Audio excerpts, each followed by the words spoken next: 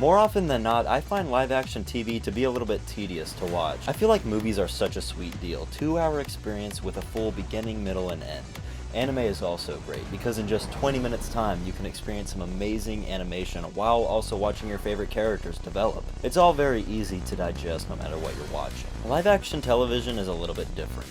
Most shows nowadays have episodes that span almost feature film length. Some shows like Smallville have 24 45-minute episodes and 10 seasons. Do the math on how long that takes to watch.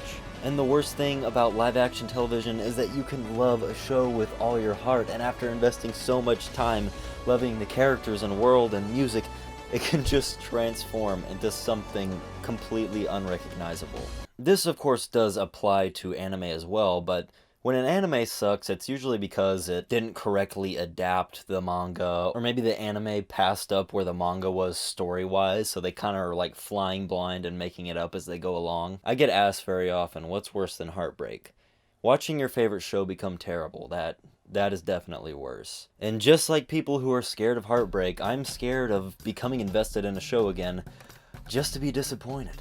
And this is the exact overly long explanation that I gave my friend when he sat me down on New Year's Day to watch Alice in Borderland, a show that I had absolutely no interest in watching. And after witnessing it, I have one thing to say.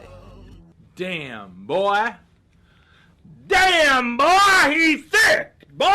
That's a thick-ass boy! Damn! Alice in Borderland is a live-action Japanese show about 3 friends, the first of which is Arizu, who is completely addicted to video games. He's a genius, but he has never actually put his brain to use because he doesn't really believe in himself. Next is Chota, which according to Aggie means penis in Argentinian Spanish. Chota is the son of a woman who is part of the cult. We never really get a hold on what the cult is, whether it's a religion or what have you, but Chota as a character seems to be the people pleaser of the bunch.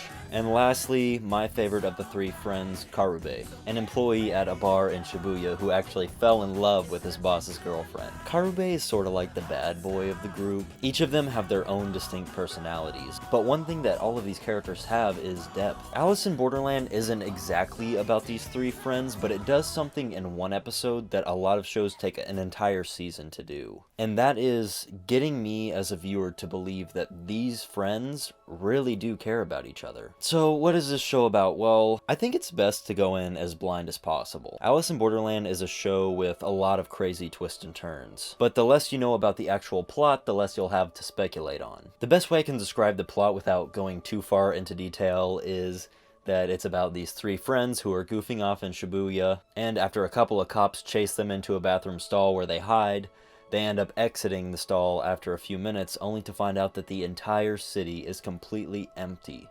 I mean, void of everything, people, cars. They're still buildings, but the buildings are empty. And as our protagonists spend more time in the city, they begin to realize that there's a lot more going on than they previously thought. I implore all of you to give at least the first episode a try, even if you think you might not like it. What surprised me most about Alice in Borderland was actually the quality of the show overall, the acting, the cinematography, but more than anything, this show has real energy. Something that you'll be able to pick up on in the first few minutes as Arisu's walking down the streets of Shibuya. The quality definitely surprised me, but what surprised me just as much as that is the risk that this show took. I understand that Alice in Borderland is based off of an already existing property, so, I might have some Alice in Borderland purists in the comments telling me that the live action didn't do the same thing as the manga. Oh, Karube worked at IHOP, he didn't work at a bar, and oh, Arizu ejaculated into a soap dispenser in the manga, stuff like that. But whether you love it or hate it, the show took risks. Risks that, if they didn't pay off, could have completely killed all momentum that the show had.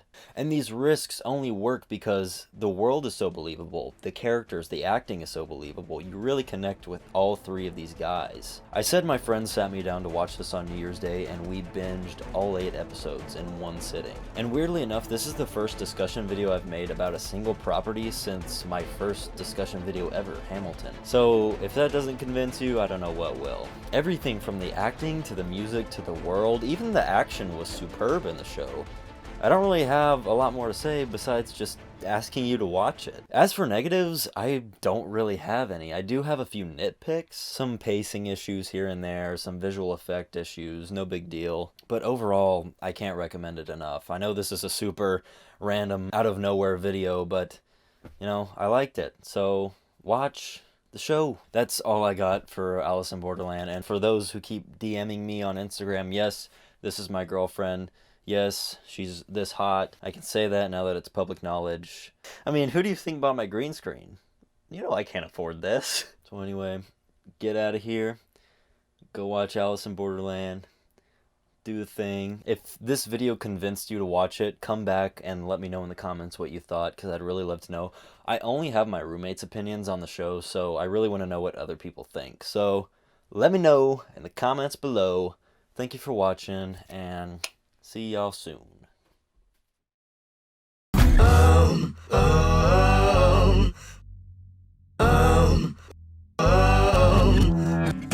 Hey, what you say? We got to move. What's taking so long?